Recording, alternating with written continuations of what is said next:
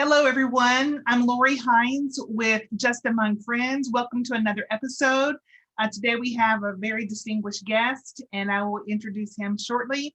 Before I do, I want to do a quick screen share and give a shout out to our sponsors and my co-host.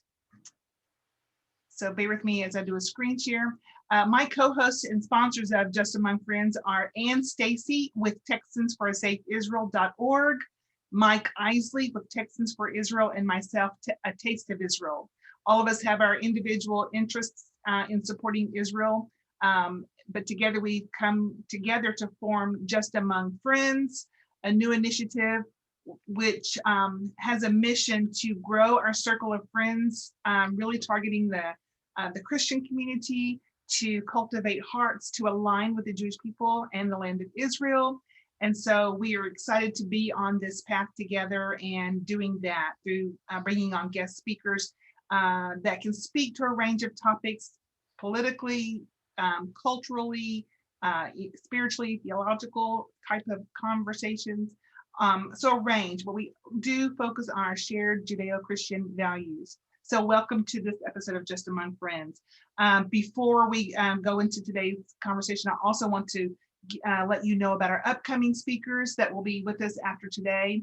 So here we have Pastor David Swaggerty with Charisma Life Ministries out of Columbus, Ohio, will be with us next Sunday, followed by Ryan Bellerose on June 13th, followed by Avi Abelo out of Jerusalem on June 20th. So we have a great lineup of speakers continuing on. So without further ado, today's speaker is a very distinguished guest. Today is Mr. Yoram Ettinger from the Ettinger Report. He's joining us live from Jerusalem. Mr. Ettinger is a retired ambassador, expert on U.S.-Israel relations and Middle East, former Israel Consul General in Houston, Texas, and the former head of Israel relations with the U.S. Congress. We are excited to have you today, Yoram. Welcome. Thank you very much. Thank you. I would like to start with the bottom line. The bottom line is that Israel does not receive foreign aid from the United States. This is a common error which does injustice to the US and injustice to Israel.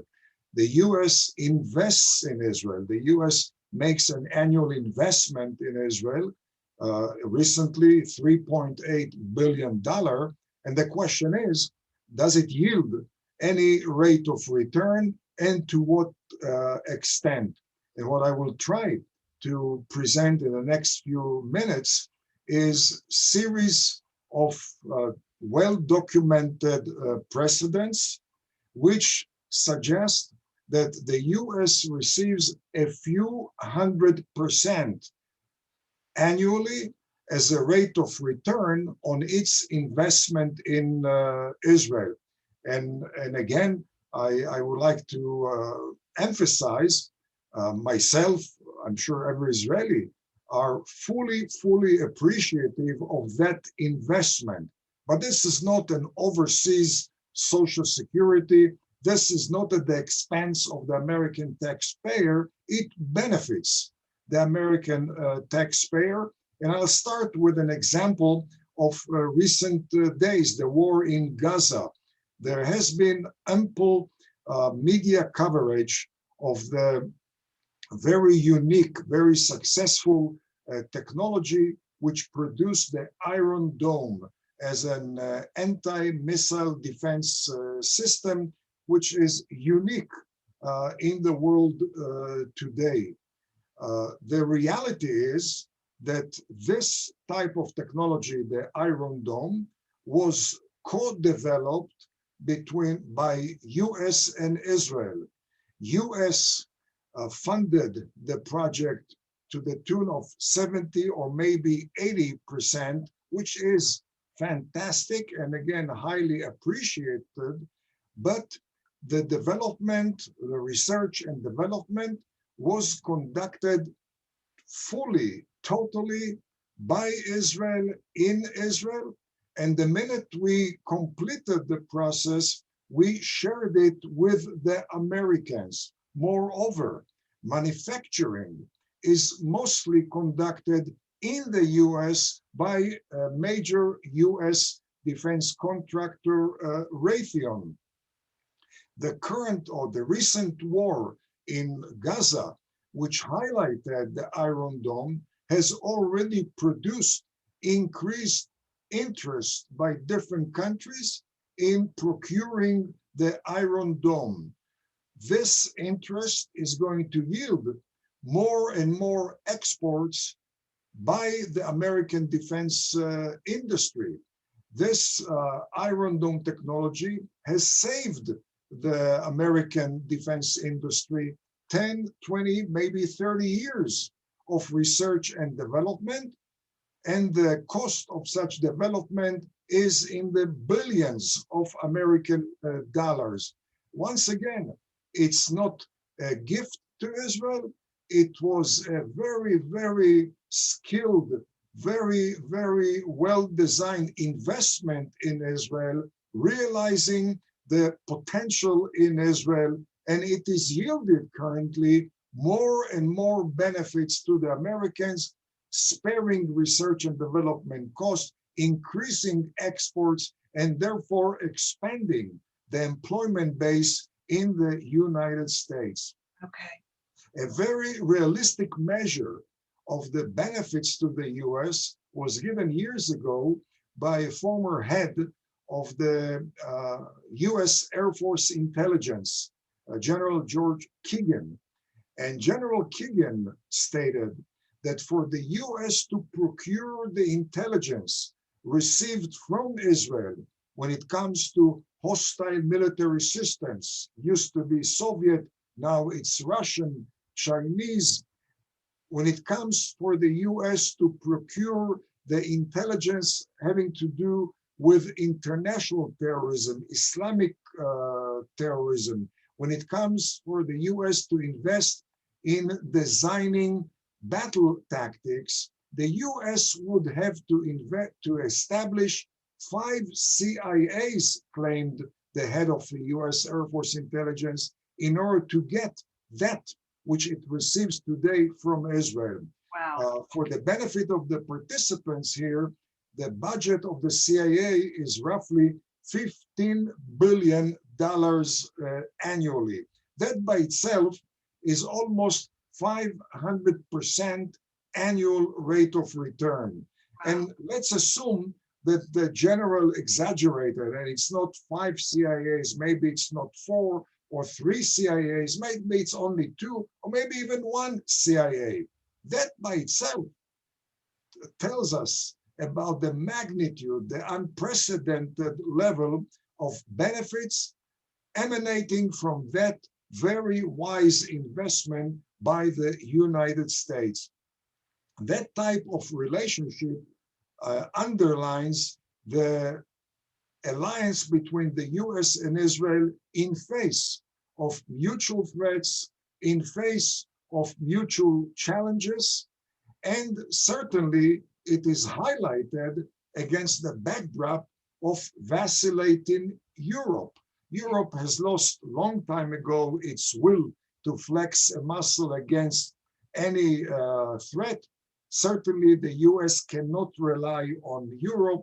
Sadly, the US cannot rely on the pro-US, relatively moderate Arab Sunni countries. Each one of them is highly vulnerable to domestic and external threats, mostly posed by Iran's Ayatollahs and the Muslim Brotherhood. And when it comes to another source of potential alliance, NATO, some years ago, some generals in the US referred to NATO as no action, talk only. NATO, it's been a long time ago since it was really the North Atlantic Treaty Organization. It's really no action, talk only. And against that background, Israel stands alone as a most effective force multiplier for the US. By the way, not only defense-wise, which I'm going to focus this evening or night Israel time, but also commercially. about 300 of the American high-tech giants operate in Israel. And they don't operate in Israel because of cheap labor. Labor is not cheap in Israel. They operate in Israel because of the brain power, and therefore they established multitude of research and development centers capitalizing on the brain power available in Israel. The CEO of Intel just paid a visit to Israel, announcing the dramatic expansion of the research and development and manufacturing facilities in Israel to the tune of some $10.5 billion. But a former CEO of Intel stated that if not for the research and development centers in Israel, Intel would have been decimated by the global competition. And again, we have the giants of the commercial industry operating in Israel, not as favor to Israel, not because of foreign aid to Israel, because they deem it to be very wise investment. Going back to the national security interest of the US and the benefits driven by the US-Israel alliance, I'll share with you some personal examples. In fact, I see here Harvey Wine from Dallas, and I remember, I think it was 4 years ago, I addressed a major Christian event in Dallas on this particular topic. And at the end of the event, one of the attendees came over and he said, I would like to add one more element to your inventory of examples, and introduced himself, retired American combat pilot. And he suggested that the most beneficial time for American combat pilot is joint exercises with the Israeli Air Force. My reaction was that while I enjoy hearing it, I have difficulties accepting it, because after all, Israel employs American hardware, the F-35, the F-16, the F-15, and the IQ of the Israeli pilots certainly is not higher than the IQ of the American pilots. So why would American pilots benefit so much by joint maneuvers with the Israeli Air Force? His response was that the reason is that for American combat pilots, it's very rare to experience do or die flying experience. On the other hand, for Israelis, every takeoff, whether you call it training or operation, every takeoff means that the pilot is within the range of potential enemy radar, potential enemy land-to-air missile. And therefore, the pilots have to maneuver in a much more audacious, creative manner, and they stretch the capabilities of the American hardware to an extent which is unfamiliar to the American pilots. And he added that the only way for American pilots to realize how really good is the American F-35 or F-16 or F-15 is by watching the Israeli pilots maneuvering during those joint exercises. In fact, when the COVID-19 pandemic erupted back mid-March, more or less, of 2020, there were a series of military exercises which were planned for the US and allied military forces throughout the world. They were mostly canceled. There were very few that were not canceled. One of them was a joint F-35 exercise with Israel. And the reason was very, very clear. Israel was the first country to employ the F-35 in a war-like reality during operational flights, not only and not certainly not during the war in Gaza, but during other operations which we have carried out throughout the year. And for the Americans, it was very, very important to learn from the Israeli experience should the Americans get into, again, do or die engagements with enemy air forces. I remember paying a visit to the office of one of the top Democratic senators in Washington, and I had a session with his national security advisor. The name was Bob Herbert. He was a retired general himself. And we spoke about a variety of issues having to do with the US and the Middle East. And while we were talking, the receptionist called in and she said, we have an active duty colonel at the office, visiting the office, and he heard that we have a guest from Israel. He would like to stick his head and say only 2 words. In walked that active duty American colonel, and he asked me, are you from Israel? And I said, I am. He said, well, just 2 words, thank you. And I asked him, what are you thanking me for? And his response was, I just concluded a 1-year tour of duty in Iraq. And on the way to Iraq with my special operation battalion, we spent 3 weeks in Tse'elim. Tse'elim, it's a base in southern Israel in the desert like Negev. And there, he said, they were trained by Israel's top experts in facing suicide bombers, car bombs, and the very deadly improvised explosive devices. And he concluded by saying that he attributes most of the credit to the fact that his Special Operation Battalion returned to the US without a single fatality to those 3 weeks in Israel. Wow. I asked a very naive question, Colonel, do you mean that there was a very, very substantial added value to you and your battalion during those 3 weeks? And he said, what do you mean added value? I'm the commander of one of the best special operation battalions in the US Armed Forces. And I spend, he said, most of the time, most of the year, traveling around the world, training other special operation forces. However, there's one country in the world where I do not train, but am trained. Wow. It's Israel. That's the added value to me and my battalion. I remember following that 1 week on the Hill, which I always spend when I visit the US. I flew to Birmingham, Alabama. I was a guest of one of the largest churches over there, and I asked them to schedule meetings before the event and for a day following the event, which they did.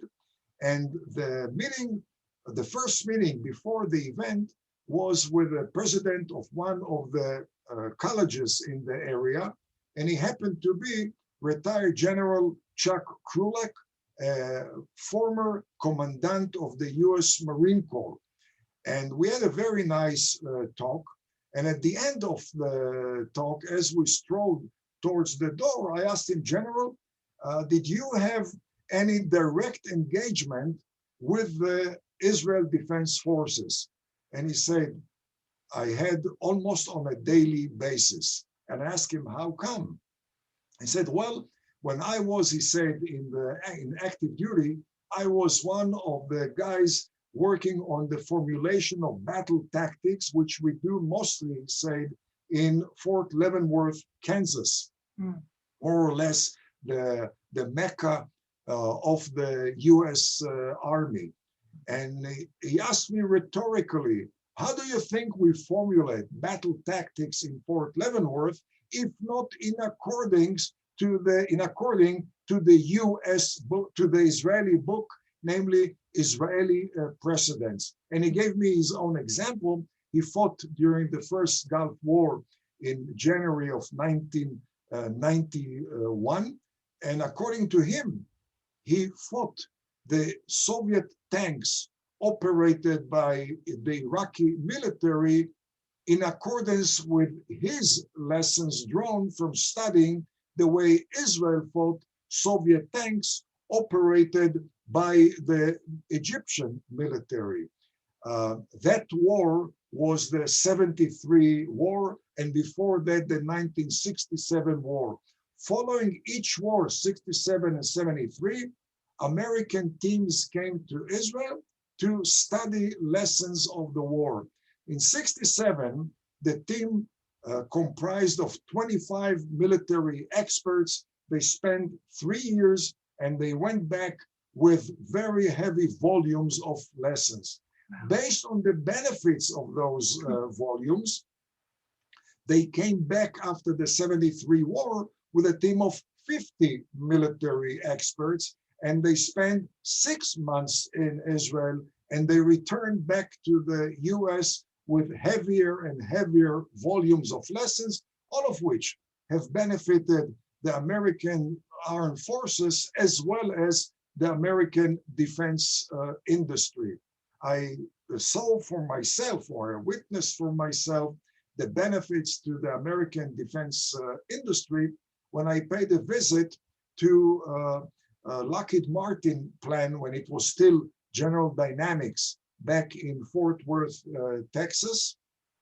And one of the plant manager gave me a tour of the facilities, and at one point introduced me to an Israeli Air Force team, which is there 24/7 for one reason.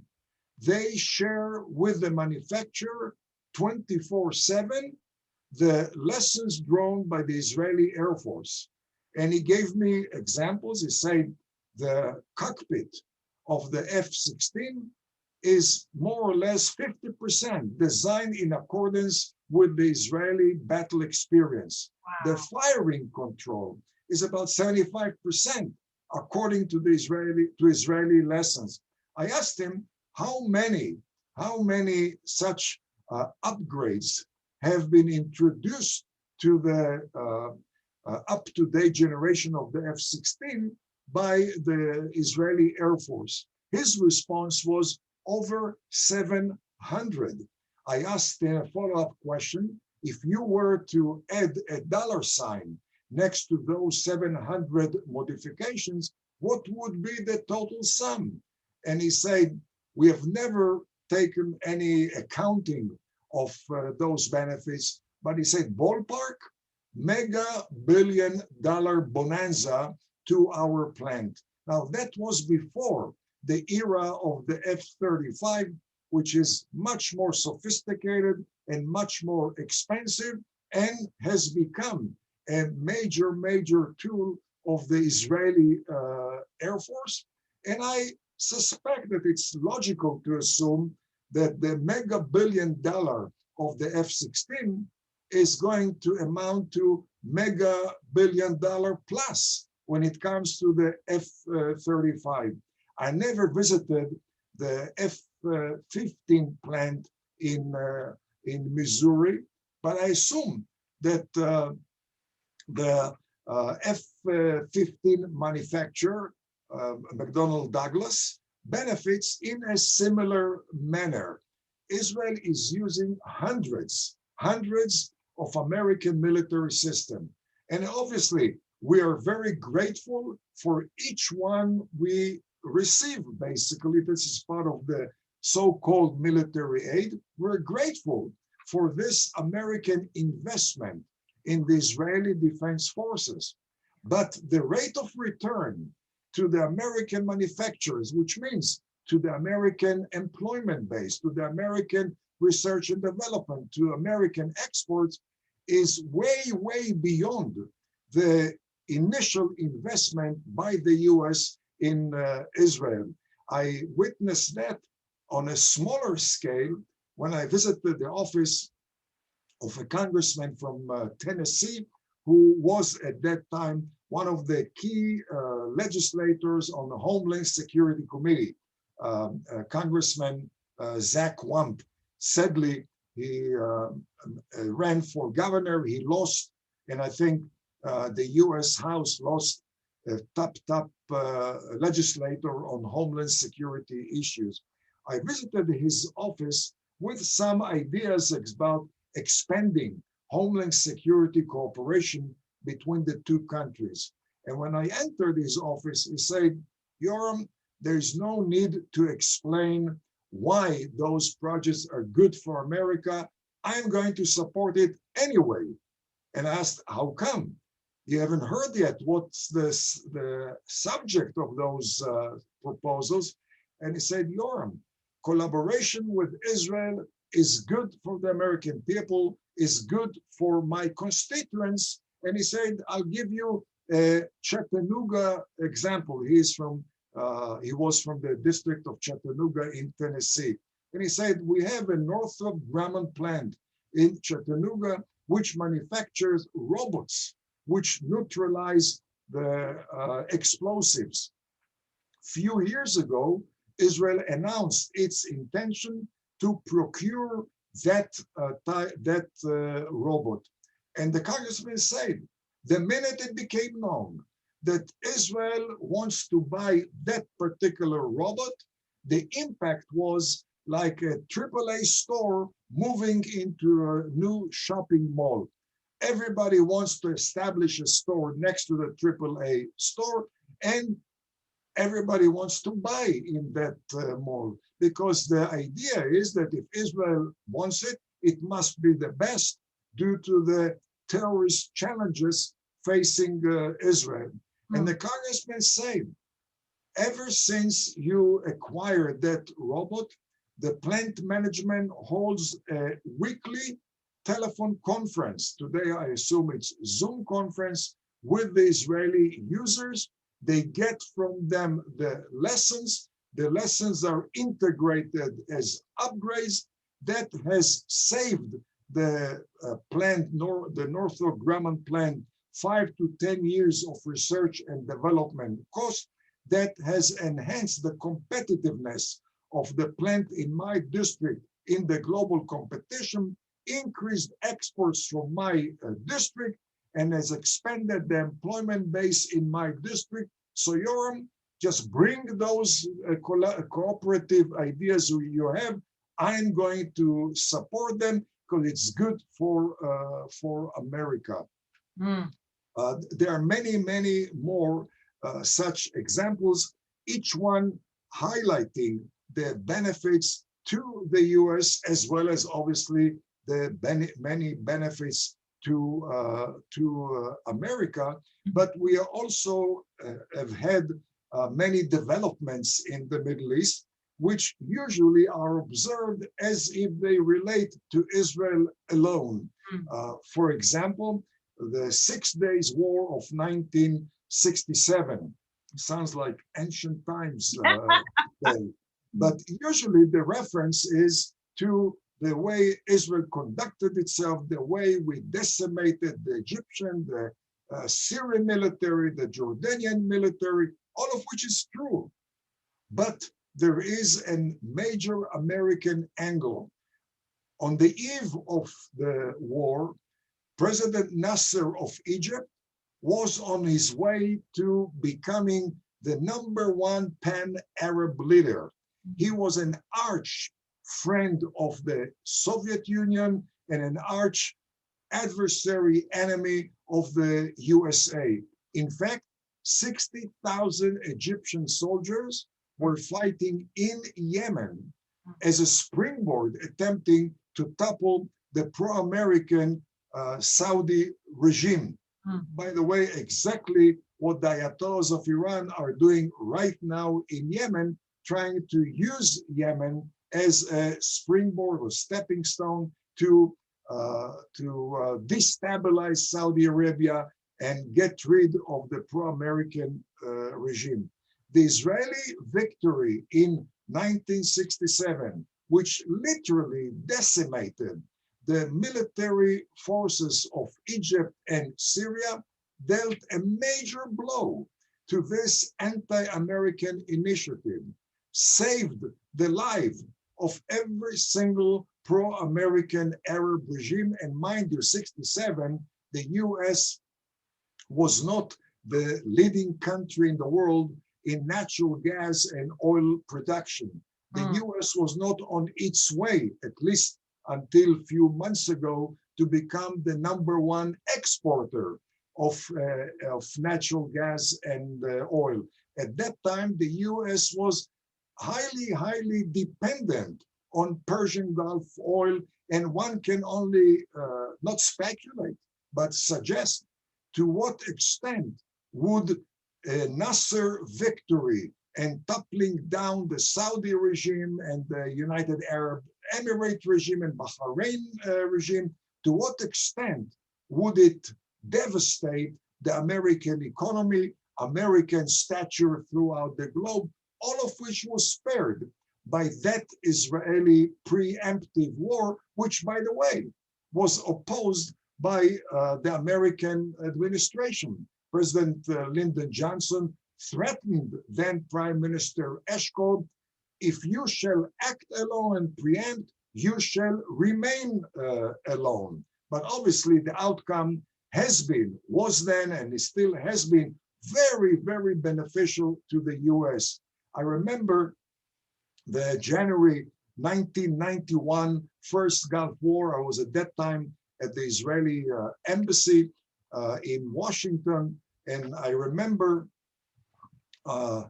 going to a major event of the defense establishment in Washington. The keynote speaker at that time was then Defense Secretary Dick Cheney.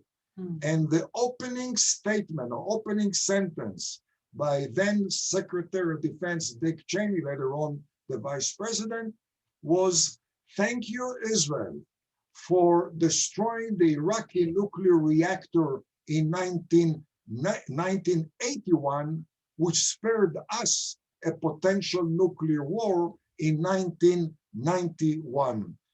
How many lives were spared by that Israeli offensive against the Iraqi nuclear reactor, and how many billions of dollars were spared by that operation, which once again was in defiance of the US administration. President Reagan at that time, or I should be more specific, Secretary of State of the US, the special advisor to Reagan, around Reagan, defense secretary of Reagan, they're all ganged on Israel, trying to prevent an Israeli bombing of Iraq. And after we bombed the nuclear reactor, we were severely punished by the US. Military shipments were suspended. A defense agreement was suspended, and there were threats of total isolation. It took the US some 10 years to admit publicly that it was a major benefit rendered to the US by Israel. And certainly when it comes to contemporary challenges in the Middle East, Israel is playing a major role in extending the strategic arm of the US into the Middle East without a need to add a single American soldier. In fact, I remember meeting on the Hill with a former chairman of the Senate Intelligence Committee, and he told me very bluntly, he said, the scope of intelligence which we in the US receive on a daily basis from Israel exceeds that which we receive from all NATO countries combined, which goes back again to what I mentioned at the beginning of my presentation, the former head of the Air Force intelligence who claimed that intelligence, that volume of intelligence is equal to 5 CIAs. A very similar assessment was also made by a former Secretary of State former commander of the NATO forces, the late General Alexander Haig. And Alexander Haig was one of the more enthusiastic supporters of enhanced U.S.-Israel cooperation. And when he was asked, how come you're so excited about collaboration with Israel, he used to respond by stating, Israel is the largest American aircraft carrier, which does not require a single American on board. It's deployed in a most strategic region of the world between Europe and Africa and Asia, between the Mediterranean, the Red Sea, Indian Ocean, Arabian Sea, and the Persian Gulf. It has to do, it's a special intersection, very vital intersection of trade between Asia and Europe. Wow. And if there would not be an Israel in that highly strategic spot on Earth, then the US would have to deploy to this region a few more real aircraft carriers, a few more ground divisions, all of which would have cost the US anywhere between $15 and $20 billion annually to manufacture and to maintain. Wow. Once again, we're talking about a few 100% of rate of return on the $3.8 billion annually, which erroneously is being referred to as foreign aid. Yes. I would like to stop here and maybe move on to whether it's a question and answers or your own reservations about some things which I said here, your own opinion, and I will make my own comment. Just concluding with one thing which I learned in Texas when I did my undergraduate at UT El Paso, and when I served as Israeli Consul General, and my few annual visits to Texas for the last 30 years, there is a saying that two guns shoot longer than one. It's certainly true when it comes to the US and Israel. When the US and Israel aim their gun together at the same targets, we shoot much more effectively together than we do it separately. And the joint stand against mutual threats and in face of joint challenges is much, much, much more important than disagreements over the Palestinian issue, over the peace process. Much more is at stake than the Palestinian issue. I would like to pause here and turn it to you. Yoram, thank you for your expert presentation with information that has surely and will continue to surely open the eyes of many Americans. I just want to say on a very common person level, thank you as an American taxpayer, from American mothers. Thank you that all of these things that you presented, these facts of inventory, as you call it, have limited the need for our boots on the ground to go into other parts of the country. So mothers of soldiers, thank you. I want to send a thanks to you for them. Just as an American, I want to say thank you as well to Israel and all they do to make our country great, because that's what you're saying. And this presentation was a result of some online conversations I got into recently where people were talking about threats of the US to cut off funding or cut off aid to Israel. And that is a lie. That is a false narrative that is being spread. And this is what Yoram is talking about. It's not aid, it's a business to business investment. And I predict that other countries will be lining up at Israel's front door to do business with them because they understand that the benefit of it. So thank you, Yoram. I do want to open up now and take any questions or comments if you have one. now's the time. So please unmute yourself, raise your hand, give me a signal that you want to ask a question or a comment. Anybody? Okay, Harvey, please go ahead. You're unmuted. Yerm, it's always a pleasure to hear you. And if the audience didn't realize, I don't think Yerm used a single note with his dates and references to people. So I always admire that in a speaker.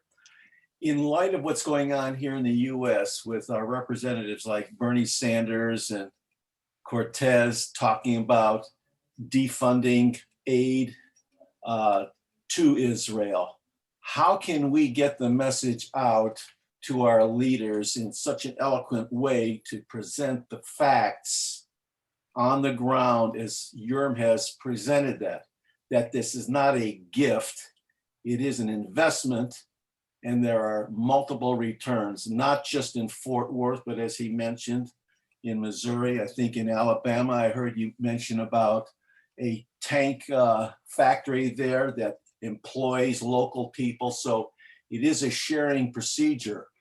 Also, in light of talking about going back with the UN peace forces, Israel in its war in Lebanon, part of that ceasefire agreement was with the UN acting as protectors to reduce the inflow of rockets to northern Israel. And instead, we saw a multiplier of increased numbers of rockets to that area. So I don't know if Yerm is privy to the so-called ceasefire agreement with Gaza of recent, but what steps, if you are aware of them, have been taken from the United States, Egypt, and those that brought the peace together in Gaza so that we won't see another buildup like we did in southern Lebanon? When it comes to Gaza, when it comes to Lebanon, my own assessment and my own suggestion to some Israeli policymakers is obviously not to rely on any outside involvement. I would not reject involvement, but I certainly would not rely on them. The only element that plays an effective role is Israel's posture of deterrence. My own hope, and so far it hasn't been fulfilled, is that Israel will stop the policy of reacting and will launch a policy of preemption.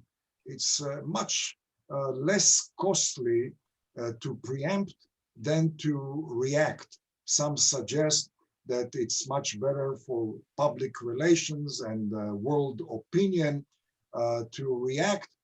I don't think that world opinion has played any significant role or any role in the establishment of Israel, in Israel's preservation against national security threats. And we certainly must not sacrifice the best interest of national security on the altar of international public opinion and on the altar even of the cooperation with US administration.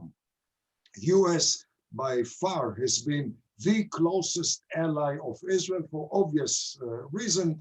The shared foundation between the two countries, Judeo-Christian foundations, historical foundation, political foundations, morality foundation, and certainly national security foundation. But again, Israel was very wise to destroy the Iraqi nuclear reactor in defiance of the US administration. Israel was very wise to preempt in '67 in defiance of the administration. And Israel would be very wise to work with the US as long as it serves the best interest of Israel, or I would say as long as the US adheres to reality in the Middle East. Sadly, series of American administrations approach the Middle East with an attempt to implant their own Western norms into the non-Western, volatile, unpredictable, violent Middle East, it's totally counterproductive, self-destruct, and I think it would do well for Israel to continue acting in accordance with Middle East reality, not in accordance with any pressure coming out of the State Department or even the White House. When it comes to the first part of the comment on how does one advance the cause of the message that it's investment, not foreign aid, this is up to each one of the participants here, and hopefully becoming a multiplier among your own email pals or other friends, because Capitol Hill, by and large, is very, very attentive to constituents. I've known Capitol Hill, and I would even say intimately, since 1989. I pay 3 to 5 annual visits to the US as a whole, always a week on Capitol Hill. And other than very tiny minority, the vast majority of Capitol Hill is open-minded to listen to the views of constituents, even if they contradict the position of the particular legislator. And from my experience, the vast majority of the legislators do not invest any substantial time, if any time, in the issue of US-Israel relations, Middle East as a whole, Palestinian issue, and therefore, when a war erupts and they watch CNN or MSNBC or ABC or CBS or NBC, or they read the New York Times, they formulate an opinion which is out of touch with the Middle East, just like those so-called elite media outlets, which have been out of touch for many, many years. And don't underestimate your own potential in impacting the position of the legislators. There is a saying when you walk around Capitol Hill, saying coming out of the offices of the members of the House and senators, we shall remember in November. The legislators dread that saying because they know the constituents are attentive. And if the legislators do not respond to the expectation expressed by the constituents, they may not return after the November election. And what they want to hear is what the constituents have in mind. But again, let's be realistic. Close to 100% of the constituents do not have Israel as a top priority. Realistically speaking, constituents are first and foremost preoccupied with district issues or with state issues, certainly not with international issues other than very, very tiny minority. And therefore, it's incumbent, I believe, upon those of us who are more knowledgeable about those issues for the benefit of the US, not benefit of Israel, for the benefit of the US, to share your own assessment, your own position with the legislators. And I can tell you again from my experience, the more they hear so-called different music, the more attentive they will be. And the more they hear new evidence, the more appreciative they will be. And again, based on my experience, when I was at the Israeli embassy back 89, 92, I was in charge of our congressional relations, and I invested more time with legislators who were critical of Israel than with legislators who were supportive of Israel, for the simple reason the rate of return, I thought, would be higher spending time with those who are either neutral or critical of Israel. Yeah. And I remember distinctly number of key staffers on the Hill, number of key legislators who literally changed their opinions due to very intense dialogue with them. And again, the dialogue was not then and hasn't been since then, as far as I'm concerned. The dialogue never focused on what's in it for Israel, always on what's in it for the USA. I don't come to Capitol Hill to talk about Iran due to my concern for the safety of Israel. That I do here in Jerusalem. When I come to the US, I share with my interlocutors my opinion on the threats posed by Iran to America's homeland security, to America's national security, and to the existence of every single pro-American Arab regime. The same thing, by the way, the same thing I did with the Golan Heights. I remember vividly a meeting with a key senator back in 1994, when the Golan Heights was about to be transferred to Syria by an Israeli government which concocted the Oslo Accord, believing that Yasser Arafat was a messenger of peace, and they also assumed that Assad was amenable to peaceful coexistence with Israel, and the Israeli government was ready, was willing to give up the Golan Heights in return for very generous American foreign aid and American troops on the Golan Heights. And I remember coming, at that time I was already a private citizen. I retired from the civil service, and I came to Washington, and I met with many, many legislators on the Golan Heights. And the first meeting I remember was with a key senator at that time on the full appropriations committee and on the appropriations subcommittee on defense. And he walked into the office and he said, Yoram, if we would not be friends, if you were not my friends, I wouldn't accept this meeting, because I don't appreciate Israelis coming here to drive a wedge between us and the democratically elected government of Israel. And I said, I'm very sorry. I am not here to talk about Israel. And he said, what do you mean? I was told that you want to talk about the Golan Heights. I said, absolutely. From the American point of view, and how it is going to impact the US. And his response was, what does it have to do with the US? It has nothing to do with the US, it's between you and Assad.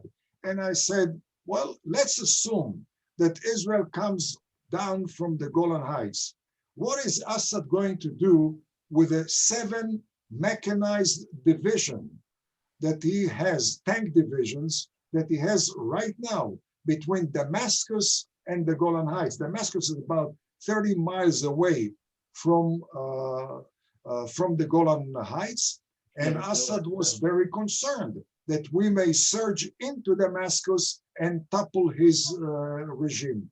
And the response was, I don't care, he can do with it whatever he wants. And I said, well, how about one scenario? He takes those 7 divisions, all of them or 5 of them, to the border with Jordan, which he views as part of southern Syria. And you know that Jordan is no match for Syrian military might. That's before the civil war in Syria. And what are you going to do? Are you going to send troops to protect Jordan? Will Congress allow that? Will the American public allow that? Are you going to do that? There was silence, and he said, Yoram, sit down. Let's talk about the issue. I always thought that it has to do only with Israel. Obviously, there is another element, and this is the two very, very significant American intelligence bases in the Iskenderun region of Turkey, which used to be part of Syria. And I asked the senator, what are you going to do when few mechanized division will surge into Iskenderun to bring it back to the folds of the Syrian motherland? What will happen to your two very critical intelligence bases? He changed his position completely on the issue. But again, it takes the person to talk about that which concerns the senator's own interest and the interest of the senator's own constituents, not to quote unquote waste their time talking about Israel. And I know it's pretty difficult, especially with the participants in this Zoom session, where Israel is considered to be a top priority, ideologically, religiously, strategically, all of which is very unique, quite frankly, among friends of Israel anywhere in the world. But I think when you communicate with your own member of the House, with your own two senators, when you communicate with them, don't waste their time talking about Israel. Invest your time in presenting to them the service rendered to America and to their own constituents by Israel. Thank you. Thank you very much for clarifying that. Yes, what a phenomenal answer. And this is good for us to hear. Unfortunately, we're out of time, but meaning it's good for us to hear the way we approach this, because we are pro-Israel, but we're Americans, and this is an American issue. And this is the focus of your presentation, that we must approach it as an American issue, because it's going to impact us either positively or negatively on this whole topic of doing business with Israel. So Yoram, thank you again. Again, it's an honor to have you. I thought maybe Leon has a question. Okay. Hello, Leon. Statement, not question, but statement. Yoram, how are you? Very well, very well. Good seeing you again. I did have a question, but I don't know if we have the time. It's a political question. Yes, we can take 5 more minutes. Go ahead, Leon. I'm reading about Bennett and Lapid putting together a coalition.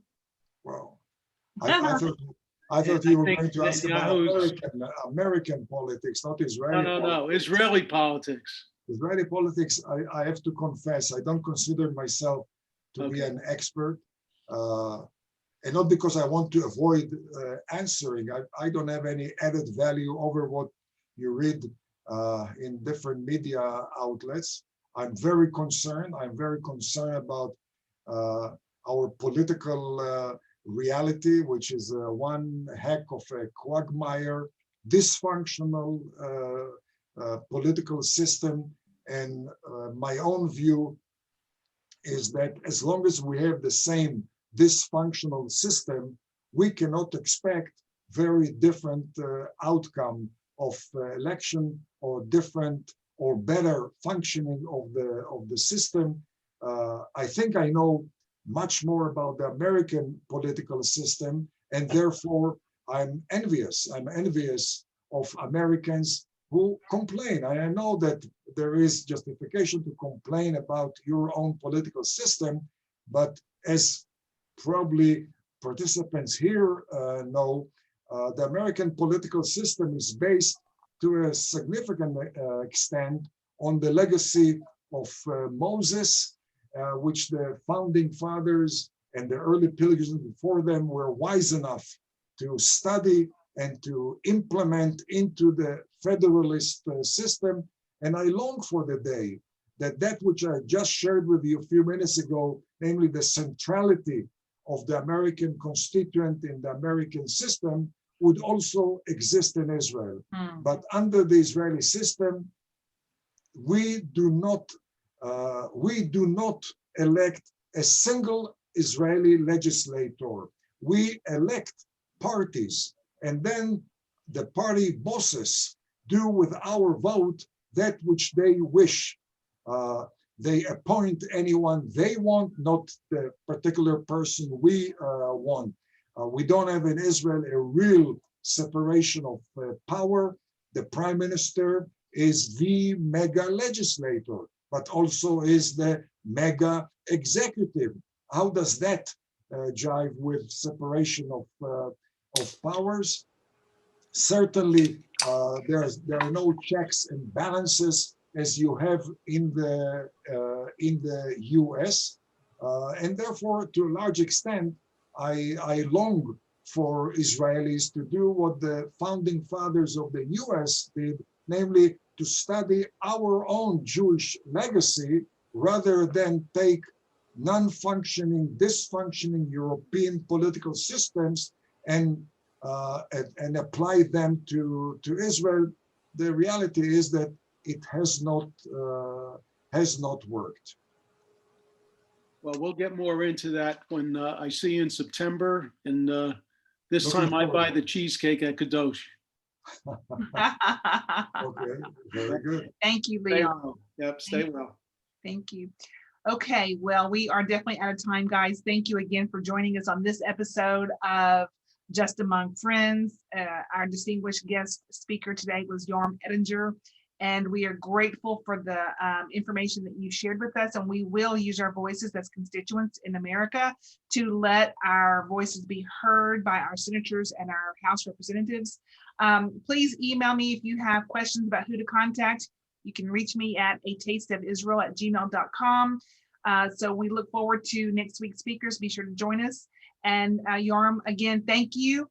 And we wish you much peace in Jerusalem as you guys go through your next process of forming a government. Thank you very much. And I assume some or maybe even all of you receive my weekly brief or weekly article. Those of you who don't, I'll be very happy to send it to you. My email is very simple, especially for Texans. Let me put it up there. What is your email? I'll put it up there right now.